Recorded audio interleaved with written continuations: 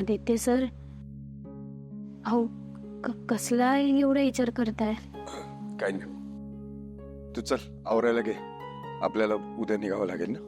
अहो, काय बोलताय तुम्ही? काय बोलतोय म्हणजे काय? उद्या प्रियाचा साखरपुडा झाल्यावर इथे थांबून काय करायचं आपल्याला?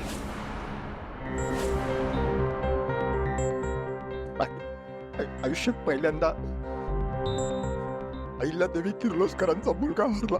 सर, पहिल्यांदा असं झालं असेल, माझ्या भावाने काहीतरी मागितलंय मला आणि मी नाही देऊ शकलो. त्यांनी पण तर माघार घेतली ना. का असं केलं त्यांनी वचन दिलंय आबासाहेबांना. हो, प्रिया मॅडम नबे किती त्रास होतोय त्यांचं त्यांच्या जीवालाच माहिती आहे. त्यांनी प्रेम केलं, त्याची एवढी मोठी शिक्षा मिळाली आहे त्यांना. आपण इथं आल्यापासून आजपर्यंत त्यांनी आपल्याला समद्या गोष्टीत साथ दिली आहे. प्रिया मॅडमचा आबासाहेबांवर प्रेम आहे. एक मुलगी या नात्यानं त्या त्यांची जबाबदारी निभावणारच. अरे पण म्हणून काय स्वतःच्या प्रेमाचं बळी देणार का? हो बोला.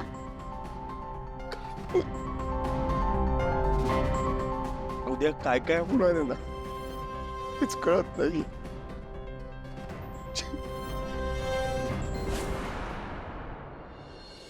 त्या अहिल्यासारखं माझं घर सोडून शहरात जाणार नाहीस. तिनं मला फसवलं, तशी तू तुझ्या आबांना कधीच फसवणार नाहीस. आणि जर असं झालं ना, तर या खेपेला मात्र मी मरून जाईन. माझं प्रीतम सरांवर खूप प्रेम आहे आबा. माझं तितकंच प्रेम तुमच्यावरही आहे. प्रीतम सर माझ्या आयुष्यात येण्याआधीपासून तुम्ही माझ्या आयुष्यात आहात. तुमची इज्जत, तुमचा स्वाभिमान मला माझ्या प्रेमापेक्षा जास्त महत्वाचा. प्रीतम सरांचं प्रेम जर माझ्या आयुष्यात असेल ना, तर ते मला मिळेलच. पण एक मुलगी म्हणून मी तुम्हाला कधीच त्रास नाही देणार, कधीच तुमचा विश्वासघात नाही करणार. म्हणूनच तर मनात नसतानाही तुम्ही निवडलेल्या मुलासोबत लग्नाला तयार झाली मी.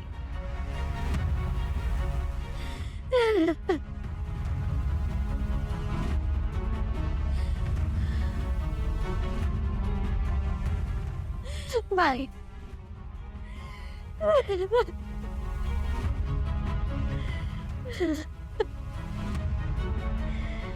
माझ्या प्रेमामुळे माझं प्रेम हरलं.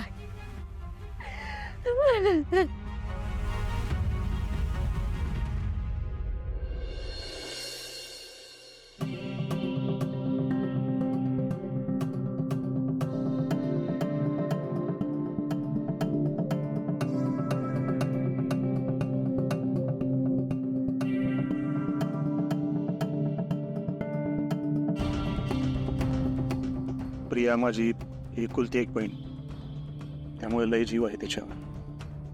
तिने आजवर एखादी गोष्ट मागितली आणि तिला मिळाली नाही असं कधीच घडलेलं नाही.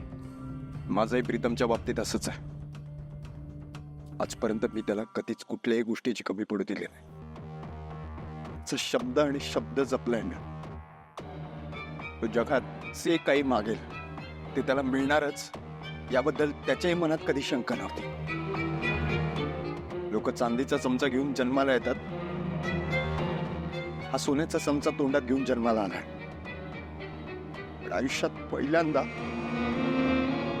मी त्याला त्याच्या आवडत्या व्यक्तीसाठी, त्याच्या प्रेमासाठी इतके कष्ट घेताना बघतो. इतके कष्ट घेऊनही त्याच्या हाताला यश नाही, त्यामुळे तो हताश झालाय, खचलाय. मला त्याचा त्रास बघवत नाही.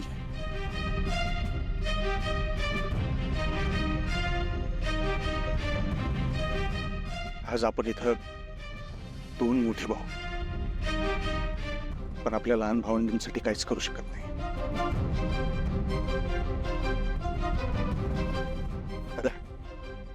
हरलोय आपण. तुम्ही तर शक्य तेवढे प्रयत्न केले, आपण पुढेही करू, पण उपयोग काय आहे? त्या दोघांनी मुळात होप्स नाही सोडले पाहिजे यार. हेच दोघं हार मानून बसलेत. त्यांना असं वाटतं की आता इथून पुढे काहीच होऊ शकत नाही, संपलंय सगळं. प्रियानं तर आत्ता इतक्या उशिरा सांगितलं मला.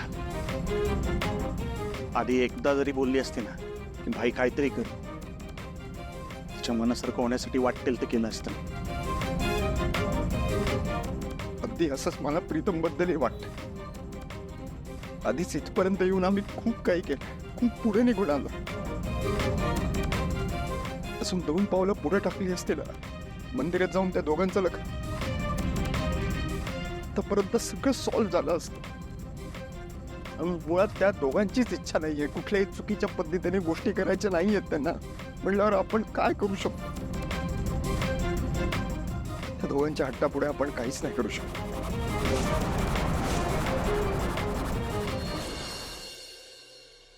अरे नंदी, हे एवढं सामान प्रिया त्यांच्या रूम मध्ये ठेव. मला जरा दुसरी कामं आहेत रे.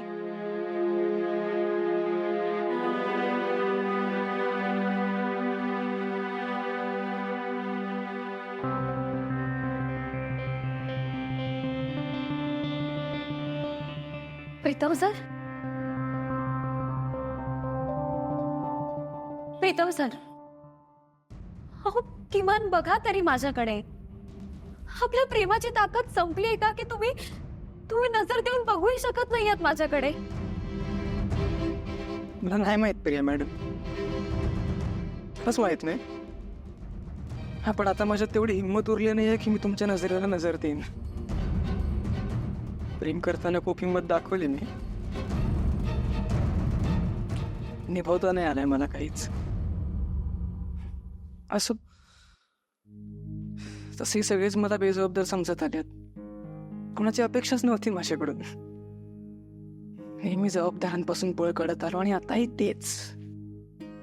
प्रिया मॅडम, ज्या माणसाने कधी स्वतःची जबाबदारी नाही घेतली तर तुमची काय घेणार आहे? हा असं काहीच नाहीये प्रीतम सर. तुम्ही प्लीज असं बोलू नका ना. हे बघा, ह्या सगळ्यासाठी तुम्ही जबाबदार नाही आहात. आणि या एका गोष्टीवरून तुम्ही स्वतःला जज का करताय?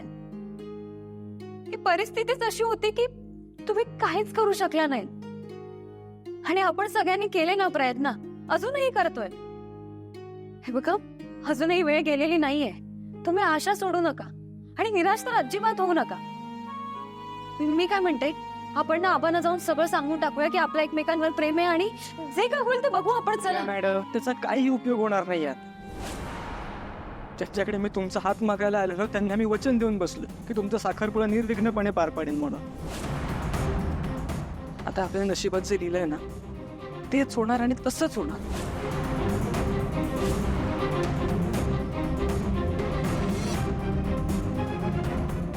तुमच्या साखरपुड्याची साडी आणली आहे.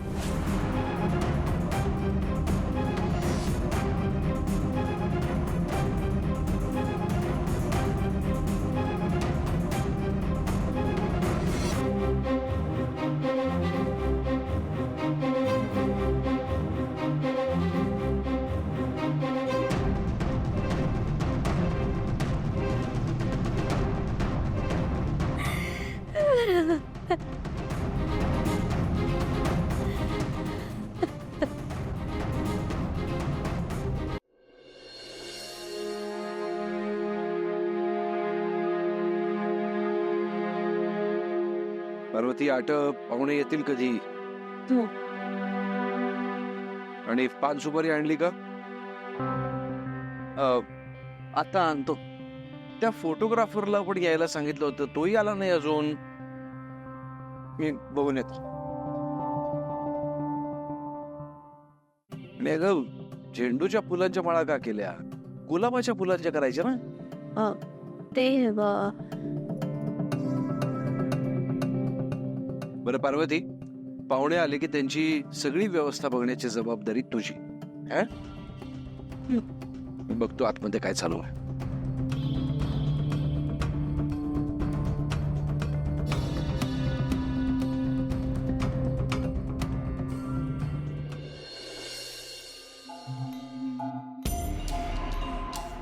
यार, त्या पावळट प्रियाच्या मागे लावून तिकडे जाऊन बसला हा मूर्ख माणूस.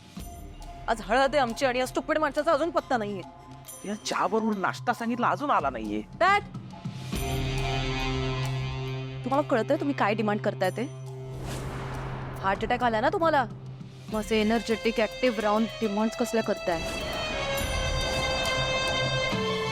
राहिल्या तरी किर्लोस्करला जर कळलं ना आपण हा सगळा ड्रामा केलाय तर तुम्हाला हॉस्पिटलमध्ये काय आपल्या तिघांना कुठल्या कुठे नेऊन पोचवेला ती बाई आपल्याला कळणार सुद्धा नाही. हे बघा, 2 दिवस राहिलेत फक्त माझ्या लग्नाला. प्लीज 2 दिवस तुमचं कॅरेक्टर सोडू नका. आजच्या दिवस पेशंट सारखं या बेडमध्ये पडून राहा प्लीज. हो.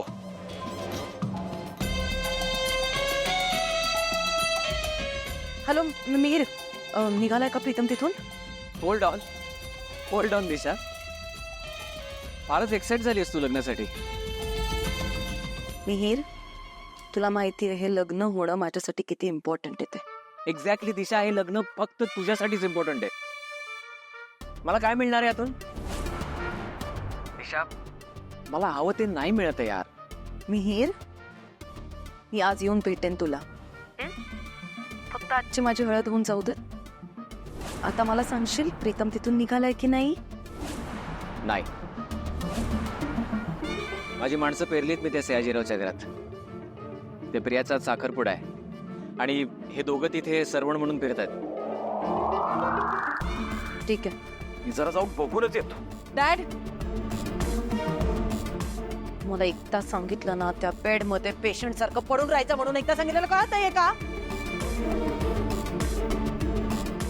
ठीक आहे.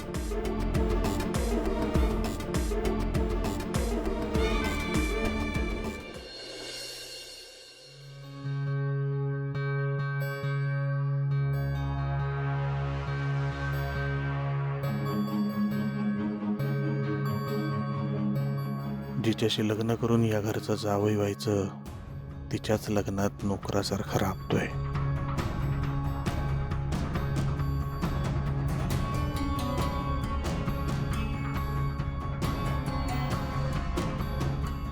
चला, सगळी तयारी झाली आहे. आता मुलाकडची मंडळी आली की कार्यक्रमाला सुरुवात करू. पार्वती आणि आदिनाथ, तुम्ही दोघेही मला सतत माझ्या डोळ्यासमोर हवे आहात. कुठेही जाऊ नका. सगळी कामं जबाबदारीनं पार पडा. पार्वती, प्रिया तुझी बहीण आहे असं समजूनच तू लग्नात सामील व्हावंस असं मला वाटतं. वयाबा, ए नंदी, अरे तुला मुलासारखी सगळी कामं कर असं सांगितलं होतं तर तू माझा मुलगाच झालास. किती जबाबदारीनं सगळी कामं करतोयस. हा, खरंच खूप उपकार आहेत तुझे माझ्यावर. आणि तुझे आई वडील भाग्यवान आहेत. तुझ्यासारखा मुलगा त्यांना मिळालाय. मला अभिमान वाटतो तुझा. करा, सगळीकडे गोमूत्र शिपडून घ्या, वास्तू पवित्र करा.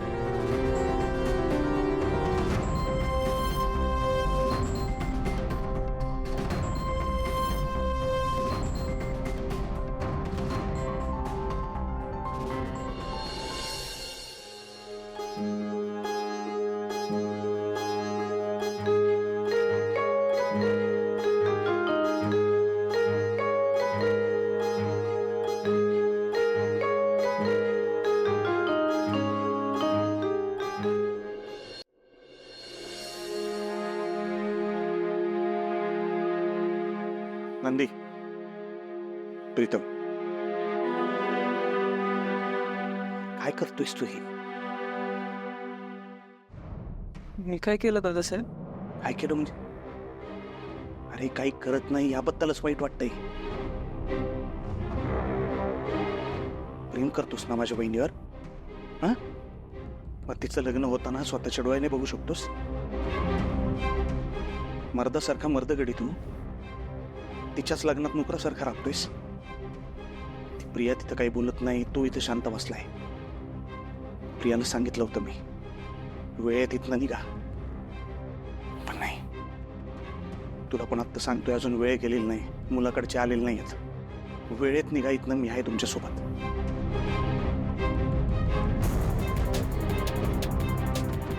निघून काय करू दादा साहेब?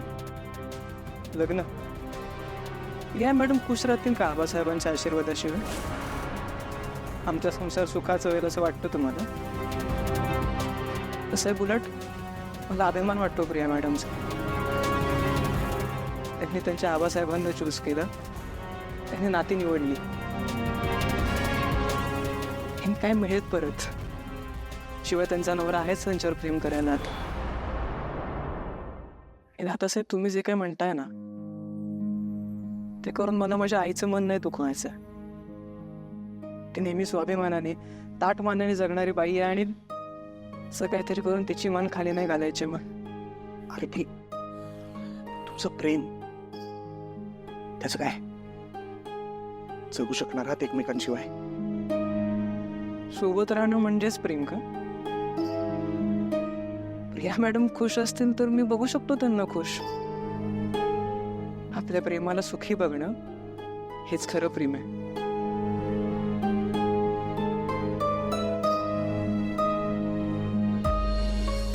हे बघ, सगळ्यात आधी मी म्हणून मला माफ कर. आजवर लय वंगळ वागलोय तुझ्याशी.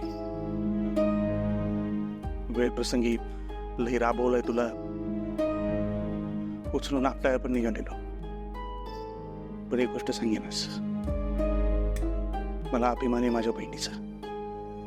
तिची निवड योग्य आहे हे बघून देवाकडे इतकीच प्रार्थना करेन की तुम्ही लवकरात लवकर एकत्र यावं.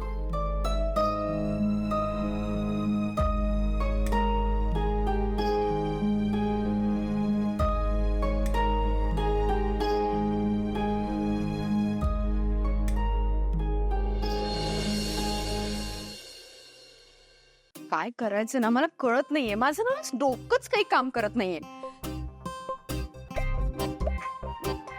जे आपल्याकडे नाही ते वापरायचं कशाला? म्हणजे आधीच देवाने डोकं कमी दिलंय आपल्याला, त्यात असून कशाला ताण देते त्याच्यावर? झाले टोमणे मारून झाले. बरं ऐका, मी ना एका गोष्टीचा विचार करत होते. म्हणजे मला प्रश्न पडलाय. तुमच्याकडे असेल उत्तर तर मला द्याल का? तुम्हाला काय वाटतंय ते दोघे आज इथे येतील? दामिनी, तुला असं काय वाटतं की ते दोघं येणार नाहीत? मला तर असंही वाटतंय की दिशाचं आणि प्रीतमचं लग्न सुद्धा होणार नाही. दामिनी, माझ्यासमोर बोललीस, दुसऱ्या कोणासमोर बोलू नकोस.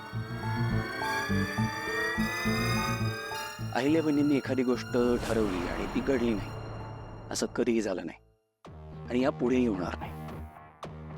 प्रीतम आणि दिशाची आज हळद आणि उद्या लग्न होणार म्हणजे होणार. हो, तयार हो.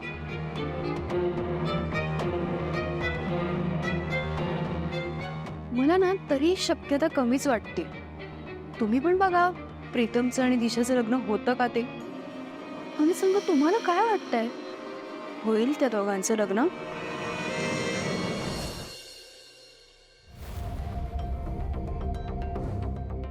अजून मुलाकडची मंडळी कशी आली नाहीत? अंगठीचं तबक तेवढे घेऊन या साखरपाण्यासाठी. नंदी, देवासमोर अंगठी ठेवलेली आहे ती घेऊन यायचं.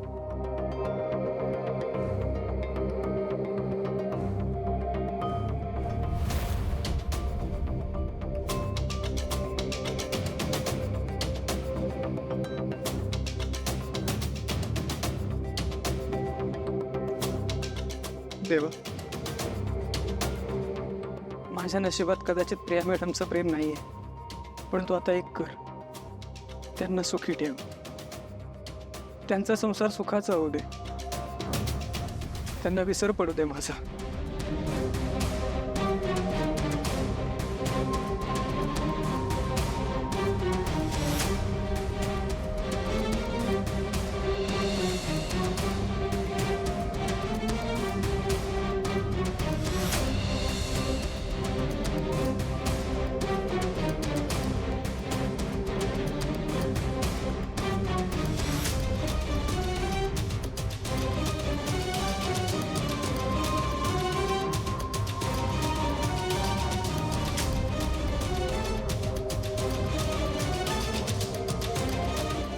देवा,